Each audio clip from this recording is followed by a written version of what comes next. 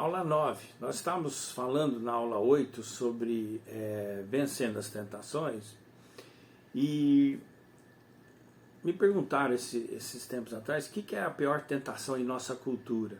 Aí eu dei até como tema da aula 9. John Owen, que ele viveu no século XIV, um pastor, um teólogo, principalmente um teólogo, né, ele diz o seguinte: existem muitas tentações externas que instigam os homens, estimulando-os a fazer o mal. Entretanto, a raiz e a fonte de todo esse mal está no coração.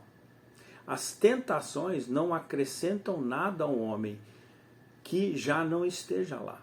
Entenda bem essas palavras. Ele está dizendo que o problema já está em nós. O diabo sabe disso. Então ele quer instigar a carne para aflorar em nós o quê? Não o nosso melhor. O espírito quer trazer e aflorar o melhor. A carne quer gerar o quê? Quer gerar aquilo que vai nos levar a pecar e aquilo que vai nos levar mais longe de Deus. Tá? Então, não é muito complicado, né, você entender o problema.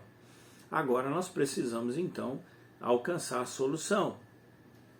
Tiago, lá no capítulo 4, verso 17, ele diz que lembre-se de que é pecado saber o que devem fazer e não fazê-lo. E talvez voltando na pergunta que me foi feita, qual é a pior tentação em nossa cultura?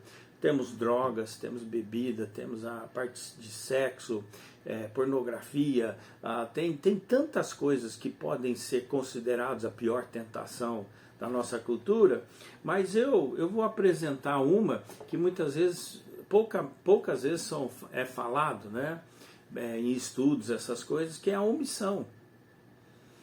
O que eu quero dizer com isso? Eu comecei a ler alguns trechos, né, dentro da palavra de Deus que começou a me chamar a atenção. E eu quero ler esses textos e comentando algumas coisas, mas nessa ótica da omissão. João capítulo 15, que é o capítulo sobre a videira, né? Deus, ou o Senhor Jesus, começa ali no verso 4 dizendo assim: permaneçam em mim e eu permanecerei em vocês. Pois assim como um ramo não pode produzir fruto se não estiver na videira, vocês também não poderão produzir frutos a menos que permaneçam em mim. Sim, eu sou a videira, vocês são os ramos. Quem permanecer em mim e eu nele produz muito fruto, pois sem mim vocês não podem fazer coisa alguma. O que João, né, Jesus está introduzindo através do apóstolo João? Se você entendeu a questão da mente, você entendeu a questão das fortalezas, a questão da tentação, a questão da santidade progressiva, tá. Agora, o que acontece? Você precisa, né, estar ligado em Jesus, como o exemplo que Jesus usou. Eu não sei se você já viu uma videira ou uma parreira de uvas, mas muitas vezes existe ela é plantada no chão, mas ela vai crescendo e os ramos vão indo longe, né? E geralmente eles são colocados mais alto e vão se espalhando assim, mas o tronco mesmo está num lugar específico e os ramos podem ir longe. E é perfeita essa analogia. Jesus é esse tronco, nós somos os ramos dessa videira, né? Então nós temos que estar ligados no tronco. Jesus, né, ao usar esse exemplo, ele está dizendo que como ramos temos que estar ligados diretamente no tronco, senão nós não vamos receber os nutrientes que precisamos. E muitas vezes como crente nós somos omissos nisso. Nós não trabalhamos essa ligação com Deus. Nós não nos ligamos no espiritual como deveríamos, porque estamos muito ligados na terra, e aí não sabe por que é vencido sempre pelas tentações. Paulo já diz lá em Romanos 6,14, né, voltando para o capítulo, né, que está falando de santidade, ele fala assim: o pecado não é mais seu senhor, pois vocês já não vivem sobre a lei, mas sobre a graça de Deus. O que é que viver sobre a graça de Deus? É o que eu encerrei a aula 8, a aula anterior, né? Aqui nós estamos na aula 9. O que quer dizer isso? Né? Você não está mais, né, sobre a lei, mas sobre a graça. nós estamos dizendo que ao nascer de novo, nós temos o Espírito Santo em nós, mas a palavra de Deus, ela ganha vida que não tinha antes. E nós podemos começar a discernir as coisas espirituais. O Espírito Santo, que entende a mente de Deus, mas que habita em nós, quer nos revelar tudo aquilo de espiritual para nós crescermos e entendermos, e inclusive para nós vencermos as tentações. Por isso que é importante voltar para Tiago, lá no capítulo 1, eu tinha lido versos antes, mas lá para o final do capítulo, no 22, ele diz assim: não se limitem, porém, a ouvir a palavra, ponham-na em prática. Do contrário, só enganarão a si mesmos. São palavras fortes. Tá? Eu estou lendo a nova versão transformadora, mas olha só, não se limitem, porém, a ouvir a palavra. Não seja apenas ouvinte, né? Mas operoso, praticante, desatualizada. O operoso praticante, aqui é dito como assim: ponham-na em prática, não basta só ouvir, tem que praticar. Né? Do contrário, você está se enganando. 23, pois se ouvirem a palavra e não praticarem, serão como alguém que olha no espelho, vê a si mesmo, mas assim se afasta, esquece como era sua aparência. Se, contudo, observarem atentamente a lei perfeita que os liberta, perseverem nela e a puserem em prática, sem esquecer o que ouviram, serão felizes no que fizerem. O Tiago está usando uma analogia assim: se você vai no espelho, então, por exemplo, eu vou lá no espelho, eu olho, aí eu acordei e eu estou com o cabelo tudo espetado, porque de repente eu briguei a noite inteira com o travesseiro, e o cabelo... então, se eu olhar e falar assim: meu cabelo está espetado aqui, poxa, eu não posso sair na rua assim. Mas se eu virar e for embora e deixar o cabelo desse jeito, ele não vai baixar sozinho, né? Talvez você está olhando para mim e fala assim: mas o teu cabelo não é possível que fica mesmo nessa altura, consigo ficar com ele espetado se eu ficar brigando com o travesseiro à noite. Então eu tenho que fazer o quê? Molhar, né? Secar, para depois, provavelmente, aí ele abaixa, né? Mas então essa é a ideia que ele está dizendo. A Bíblia é como um espelho. Então você vai olhar e você vai ver o que está certo e de repente o que está errado. Ao analisar dentro da palavra de Deus, vai te mostrar o que possivelmente pode se tornar pecado na sua vida e o que não é pecado, né? Ou como vencer e tudo mais. Só que a obediência aqui significa que você não só viu e entendeu, mas você tomou atitudes, ações para que você então consertasse aquilo, ou mudasse aquilo, ou, né, fizesse o que tem que ser feito. Eu acho que é isso que esse texto está dizendo. Sim, a obediência é essencial para a vida cristã. Sem uma obediência completa e irrestrita e total a Jesus, é problema? É problema, tá? Mas o problema, aqui Tiago está dizendo, é quando postergamos a nossa obediência até mais tarde. Porque ele fala: e aquele que observa, mas ele se afasta e logo se esquece, na verdade ele está dizendo, ele deixou para depois.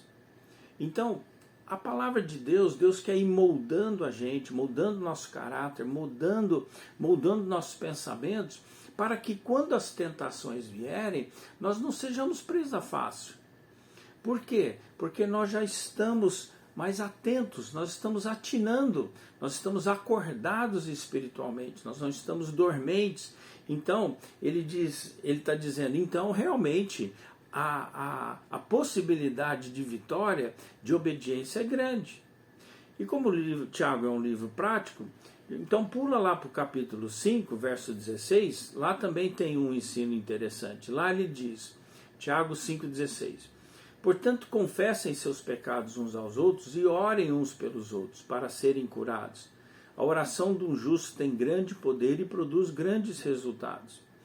É interessante aqui que a confissão de pecados uns aos outros envolve a ideia de que precisamos prestar contas a irmãos maduros na fé que possam nos ajudar no caminhar da fé, de forma coerente e madura.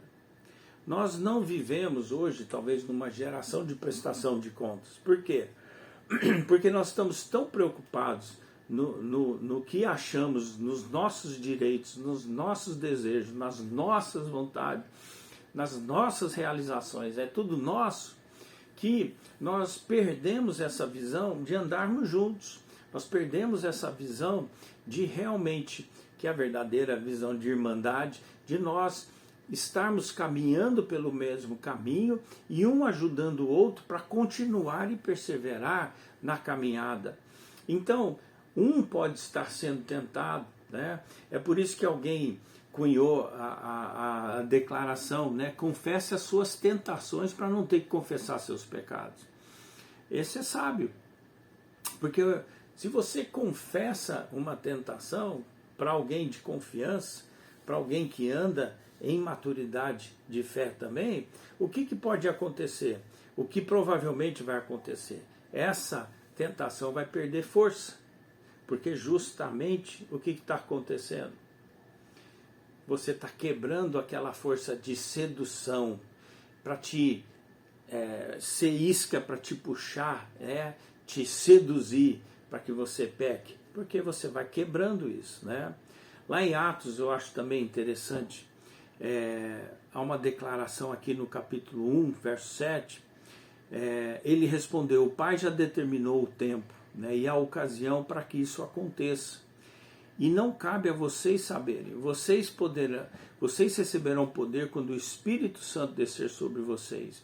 E serão minhas testemunhas em toda parte, em Jerusalém, Judéia, Samaria e os lugares mais distantes. E eu sei que você está olhando para mim e fala assim, isso aí não é versículo só para culto de missões? Não, é um versículo, especialmente 8, é um versículo excelente para culto de missões. Mas aqui na tentação, relendo esse texto, me chamou a atenção uma coisa. Né? Muitas vezes, no verso 7, quando Jesus diz que o Pai já determinou o tempo e a ocasião para que isso aconteça, e não cabe a você saber, tá? A discussão Jesus falou, eu vou, mas eu vou voltar, quando você vai voltar, essas coisas todas. Mas hoje, 2021, né, o que eu preciso refletir aqui? Eu preciso entender o quê? Que Deus, Ele está... nós estamos vivendo um tempo onde nós precisamos mais do que nunca estarmos realmente firmes em uma coisa.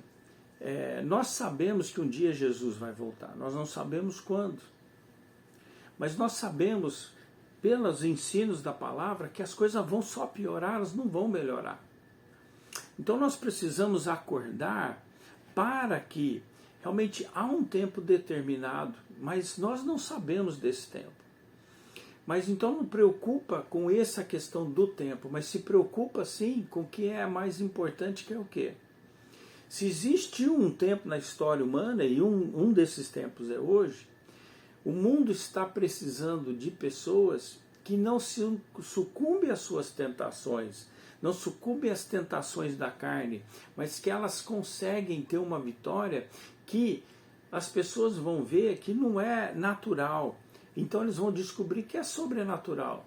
Aí sim entra, né, você vai receber o poder do Espírito Santo. No caso aqui era para pregar o Evangelho, sim, mas o poder do Espírito Santo também foi derramado sobre eu e você, para que nós tenhamos realmente uma plenitude do poder e da unção de Deus para ser testemunha, sim, mas também para nós vivermos a vida cristã. O Espírito Santo me ajuda a viver a vida cristã. E eu quero mais um verso dessa reflexão, o Lucas 12, 47, 48, aí eu vou linkar com esse de Atos. O servo conhece a vontade do seu Senhor e não se prepara, nem segue as instruções dele, será duramente castigado. Mas aquele que não o conhece e faz algo errado, será castigado em menos severidade. E quem muito foi dado, muito será pedido, e quem muito foi confiado, ainda mais será exigido. Do verso 35 ao 48, o Senhor Jesus está ensinando que devemos estar preparados para a vinda do Senhor Jesus. né? Já comentei isso lá no verso anterior. Mas eu quero acrescentar algo aqui. Se você sabe que o Senhor está pedindo algo de você e você não está fazendo, por exemplo, ministério, chamado, usa os seus dons, talentos, ou você entendeu que Deus quer realmente pureza sua, na sua vida, por exemplo, porque você anda impuro. Então, o que você precisa fazer? E você não está dando isso ao Senhor, então vai ser mais exigido de você lá no final. Então Deus quer operar em você para trazer vitória sobre a sua vida. E a santidade é um processo de nós não só vencermos o pecado em si, mas de nós irmos nos entregando cada vez mais, nos submetendo cada vez mais e deixando Deus então tendo cada vez mais espaço.